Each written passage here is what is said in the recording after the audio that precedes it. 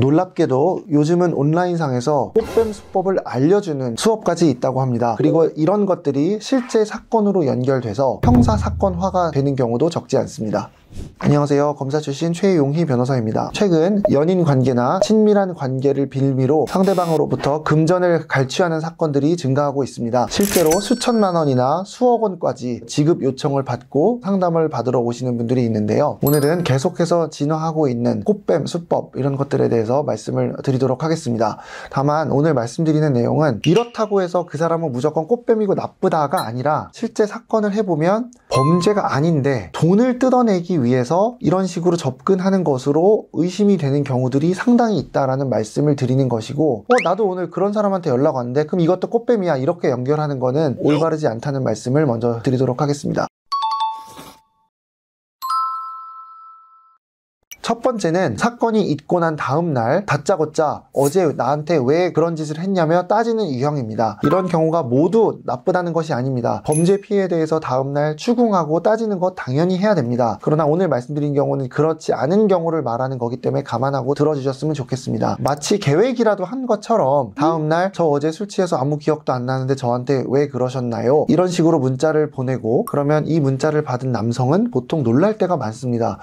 어제 취한 것 같지도 않았고 분명 우리는 같이 합의하에 모텔에서 혹은 누군가의 집에서 시간을 보냈는데 다음날 자기는 어제 취해 있었던 것이라면서 잘못을 추궁하는 이런 연락을 받을 때가 많은데, 이런 상황에서 검색 몇 번 해보면 나 큰일 났구나, 이제 이 사람이 고소하면 나 감옥 가는구나, 그러니까 빨리 사건을 무마해야지, 이런 공포심과 조바심에 사로잡힐 수 있습니다. 저를 찾아왔던 의뢰인 중에는 이런 걸 검색하는 과정에서 제 유튜브 영상을 보고 가장 믿음이 갔다고 하면서 찾아오신 분이 있었습니다. 그분은 너무 겁이 나고 무섭다며, 그리고 사건화돼서 집과 회사에 알려지면 본인은 곤란하다며 울며 겨자 먹기 심정으로 그냥 인정하고 합의를 하겠다고 요청을 하셨습니다. 물론 변호사가 의뢰인의 의사에 반해서 함부로 방향을 정할 수는 없습니다. 그러나 당신한테는 이 방향이 옳은 것 같습니다 라는 조언만큼은 변호사로서 양심적으로 해야 하기 때문에 저는 그 상담 끝에 의뢰인에게 이것은 올바른 고소로 보이지 않고 무고죄가 의심되는 상황이기 때문에 끝까지 한번 싸워보시기를 권한다라는 조언을 드렸습니다. 그런데 솔직히 말해서 이런 제안을 변호사가 하는 것은 정말 어려운 일입니다.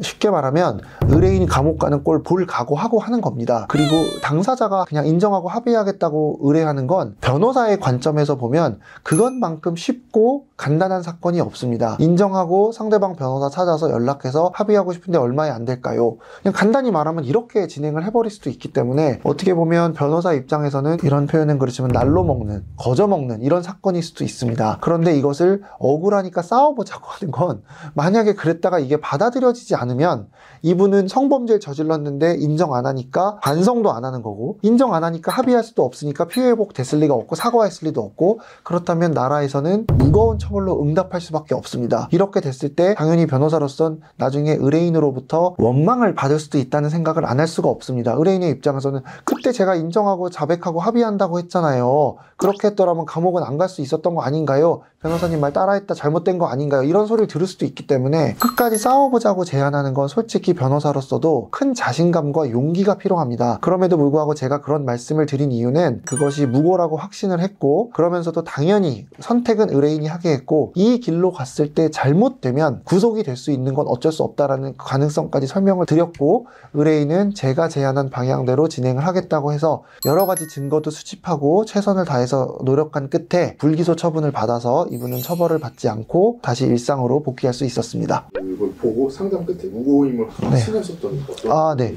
일단은 다짜고짜 추궁을 할 때 그 톡 내용이 그냥 일반인이 보내는 것 같진 않고 누군가의 도움을 받은 느낌이 일단 들었고, 도움을 받는 게 잘못된 건 아니에요. 도움은 누구나 받을 수 있으니까. 근데 마치 뭔가 이렇게 계획을 한 것 같은 느낌을 너무 줬고, 그리고 이 의뢰인이 보여준 이분과의 전날 있었던 톡과 있었던 일들을 들었을 때도 약간 함정을 파놓은 것 같다는 느낌도 솔직히 들기도 했어요. 다음날 연락이 온 것도 이렇게 해주면 내가 없던 걸로 할 거고, 이렇게 하지 않으면 나는 끝까지 갈 것이다, 이런 얘기를 했고, 그리고 이분이 전날 이제 술 먹으면서 또 들었던 얘기 중에 하나는 여성분이 내가 사실은 과거에 이렇게 해서 누군가를 어디 보내버린 적이 있다. 그냥 심각하게 한 건 아니고 이제 술 먹으면서 하나의 주제였는데 이건 하나의 예고, 그날 있었던 얘기를 다 하나하나 꼼꼼하게 들었을 때 이건 법리적으로도 그분이 주장하는 준강간죄, 준강제추행죄를 충분히 방어할 수 있다고 제가 판단이 들어서 한번 싸워보자고 제안을 했습니다. 성범죄 사건은 결국 목격자가 있는 경우도 드물고 CCTV가 있는 장소에서 일어나는 것이 아니기 때문에 결국은 진술의 신빙성, 즉 누구 말이 맞는가의 싸움입니다. 그런데 진술의 신빙성이라는 건 말이 쉽지 생각보다 어렵습니다. 그리고 피해를 당했다고 주장하는 여성의 진술을 더 믿어줄 가능성이 높기 때문에 남성의 말만 갖고 무죄를 주장한다는 것은 상당히 쉬운 일이 아니지만 그 신빙성 싸움에서 우리가 이길 수 있다는 판단이 들었었고, 당시 택시 기사의 증언이라든가 혹은 CCTV 이런 것들을 확보할 수 있었기 때문에 끝까지 단호하게 맞서서 싸웠고 그 결과 무혐의 처분을 받을 수 있었습니다. 두 번째는 변호사 통해서 연락이 오는 경우입니다. 얼마 지나지 않아서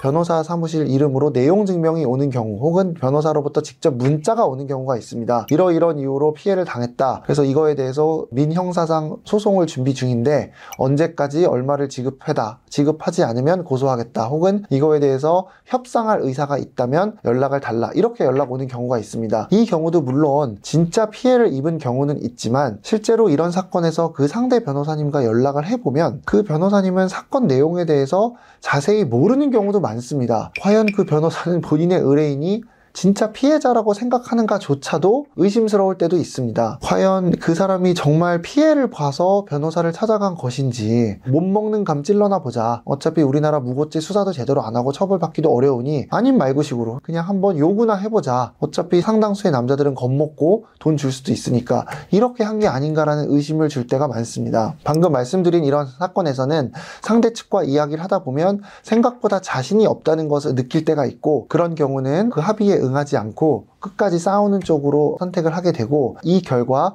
상대방이 결국은 추가적인 법적 액션 없이 사건이 종결된 경우도 있습니다. 저는 의뢰인과 상담을 할 때 단순히 이분의 말만 듣는 것이 아니라 이분의 말투, 표정, 뉘앙스, 손동작, 그 다음에 말할 때 고개가 얼마나 앞으로 나와서 변호사 쪽을 향해 있는가, 눈빛, 이런 것들을 하나하나 다 봅니다. 이걸 보면 이분의 진술이 얼마나 더 믿을 수 있고, 무엇보다 제가 믿을 수 있냐는 것도 중요하지만 제3자가 질문할 때 이 사람은 어떤 언어 습관으로 답변을 하는 것인가 까지도 하나하나 보고 있기 때문에 이런 걸 통해서 이 사건은 우리가 끝까지 가봐야겠다, 충분히 우리가 싸워볼 수 있다는 판단이 서면 그런 합의에 응하지 않고 그 고소의 진정성이 더 의심이 돼서 끝까지 싸우는 쪽으로 방향을 선택하기도 합니다. 그리고 지인을 통해서 연락이 오는 경우도 있는데 이 경우는 되게 조심해야 되는 게, 그때 그 지인은 대부분 아는 사람 혹은 삼촌, 그냥 건너 아는 이웃, 이런 말을 하는 경우가 많은데 진짜 삼촌, 진짜 이웃인 경우는 사실 잘 없습니다. 그래서 그런 경우는 그냥 주변에서 조금 오지랖이 넓은 사람들이 피해자는 별 의사 없는데 대신하는 경우도 있고, 부모라고 하지만 진짜 부모가 아닌 경우도 솔직히 본 적이 있습니다. 그래서 어떤 경우는 나중에 알고 봤더니 당사자는 자기가 피해본 게 아니라서 별로 원하지 않은데 그냥 주변 사람들이 나서서 나 이렇게 하면은 돈 받을 수 있대, 이런 식으로 연락이 오는 경우도 적지 않기 때문에 전날 있었던 사건에 대해서 이런 연락을 받았다면 꼭 전문가와 상의하셨으면 좋겠습니다. 세 번째는 다짜고짜 집과 회사와 주변 사람들에게 알리겠다, 이런 식으로 일명 이제 선전포고형으로 나오는 분들입니다. 이런 경우도 너무 큰 피해를 받기 때문에 자신이 본 피해에 대해서 너무 화가 난 끝에 이런 행동을 하는 것일 수 있습니다. 이런 행동들이 모두 잘못됐다는 것은 아니지만 초반에 상대방을 궁지에 몰아넣어서 합의금을 받아내기 위해서 이렇게 세게 나가는 경우도 없지 않습니다. 아무리 내가 잘못한 게 없다고 생각을 해도 상대방이 이렇게 나오면 일단 겁을 먹고 그냥 하지 않은 행위도 했다고 하고 합의하는 경우가 적지 않습니다. 이런 유형을 상담을 할 때는 변호사로서도 굉장히 부담도 되고 고민도 많이 됩니다. 세상에는 생각보다 이상한 사람도 많고 행동을 예측할 수 없는 사람도 많기 때문에 괜히 변호사가 싸우자고 했다가 상대가 진짜 회사에 알리고 집에 알리고 해갖고 난처한 상황이 될 수도 있고, 또 배우자가 있는 분들은 잘못하면 가정이 파탄나는 경우도 있기 때문에 변호사로서도 매우 신중한 부분이고 의뢰인과 진지하게 논의해서 결정을 해야 할 부분이긴 하나, 그럼에도 불구하고 전날 있었던 일을 의뢰인에게 상세하게 청취했을 때 이거는 아무리 봐도 억울한 경우가 많다고 한다면 오히려 우리도 강하게 나가야 되는 경우도 있습니다. 우리는 전혀 잘못한 게 없다, 그렇게 하신다면 나는 즉시 당신을 무고죄로 고소하겠다 라는 것도 하나의 방법이 될 수 있고, 그렇다고 무조건 이렇게 하라는 것이 아니라 사안에 따라 내가 쓸 수 있는 카드는 다를 수 있습니다. 참고로 상대방이 이렇게 금전을 요구하는 경우에 그 요구가 내가 봐도 나의 행동이 잘못됐고 뭔가 오해를 살 행위가 있었다면 때로는 인정하고 합의를 하는 것이 정답일 수도 있습니다. 그러니까 억울한 부분도 있지만 아닌 부분도 있고 애매한 경우는 이제 실제로 수사했던 경험이 필요한데 억울하다고 밀고 나간다면 검사님은 어떤 결정을 하실까라는 걸 어느 정도 상상할 수 있어야 되는데 100% 억울한 게 아니라 어느 정도 나도 잘못한 부분이 있다면 억울한 부분에 너무 집중해서 밀고 나가기보다는 잘못한 부분 인정하고 합의한 다음에 사건화되지 않도록 하거나 아니면 처벌 수위를 낮추는 게 전략인 경우도 있습니다. 이 사이에는 너무 넓은 스펙트럼이 있기 때문에 나의 사건은 어떤 결론을 내려야 할지에 대해서는 꼭 전문가와 상담 받으셨으면 좋겠습니다. 저도 의뢰인 얘기를 들었을 때 확신이 안 서는 경우가 있어요. 그러니까 의뢰인도 잘 기억 못하고 그때 그거는 좀 그 친구도 조금 거부 의사를 표현을 했는데 그렇다고 막 완전 싫다고 한 건 아니고 뭐 이런 애매한 경우들이 있어요. 그런 경우는 잠깐 저는 제가 검사로 다시 돌아갔다는 생각으로 수사하는 사람의 마음으로 이것저것 질문을 해요. 당시 어떻게 했냐? 성관계가 있었다고 했을 때는 어떤 분위기였고 어떤 자세로 어떤 행위가 있었냐까지도 다 물어봐야 이후의 수사 과정에서 이건 혐의가 있는 걸로 되겠다 없는 걸로 되겠다에 대한 가늠이 될 수 있거든요. 그래서 이거는 결국 첫 번째 상담에서 나오는 것이고 의뢰인의 눈빛, 표정, 말투, 손동작 이런 것들을 보면 말로 표현할 수 없지만 전달되는 것들이 또 많이 있어요. 제가 틀릴 수 있지만. 그래서 그런 걸 토대로 의뢰인에게 방향을 제시하게 되고 방향을 제시했을 때는 제가 일로 가야 합니다. 끌고 가야 되는 경우가 있고 의뢰인이 가자는 대로 제가 가주는 경우가 있습니다. 근데 제가 보긴 일로 가야 되는데 의뢰인이 죽어도 못 따라온다. 그럴 때 답은 다른 변호사한테 가세요고 의뢰인이 원하는 방향에 내가 따라가 줄 수도 있는 경우라고 한다면 그때는 그 방향으로 잡고 가는 게 맞을 수도 있습니다.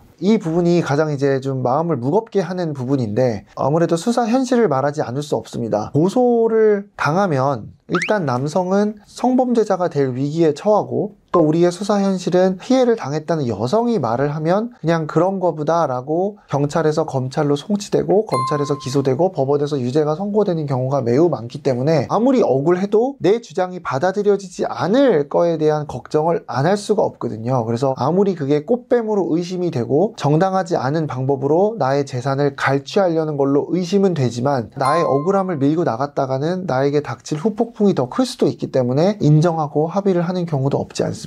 그다음에 또 하나는 비교적 경미한 내용으로 고소된 성범죄는 그냥 억울하지만 차라리 인정하고 검찰 단계에서 기소유예를 목표로 하는 것이 낫지 않은가? 이런 유혹에 빠지는 경우도 있기 때문에 그냥 억울해도 인정하려고 하는 분들도 많이 있습니다. 이런 일이 없으려면 뭐 이성을 신중하게 만나야 된다 뭐 이런 얘기는 제가 드릴 말씀은 아닌 것 같고 누구나 이제 건전한 상식을 가졌다면 지금 내 앞에 앉은 사람이 어떤 사람인가 이런 이제 감이 당연히 누구나 있을 텐데 대부분 이런 것들은 다음날 이제 일어나는 일이고 또 대부분 술 먹고 즉 이성적인 판단을 할 수 없을 때 일어나는 거기 때문에 사전에 이런 걸 조심해라 라는 잔소리는 한다 한들 별 도움이 되는 것 같지는 않습니다. 다음날 연락을 받았다면 제발 뭘 하지 마시고 꼭 변호사를 찾아가서 상담을 받으시고 상담은 가급적 최소 2-3군데 이상은 꼭 받으시기를 바랍니다. 특히 성범죄는 담당자마다 판단이 정말 다를 수가 있고 상담에서 하셔야 할 것은 그 사람이 해주는 조언이 뭔지가 아니라 누구를 믿을 수 있는가를 판단하는 것입니다. 그런데 많은 분들이 상담 전에 일단 겁이 나니까 사과부터 하고 돈부터 보내고 일단 만나자 그러고 이렇게 하다가 오히려 사건이 돌이킬 수 없게 되는 경우도 많습니다. 너무나도 다양한 유형이 있고 어떻게 대처를 해야 하는가는 또 사건마다 정말 다를 수밖에 없기 때문에 부디 이런 상황에 직면해 있으시다면 먼저 변호사와 꼼꼼한 상담 받으셨으면 좋겠습니다. 이상 최용희 변호사였습니다. 감사합니다.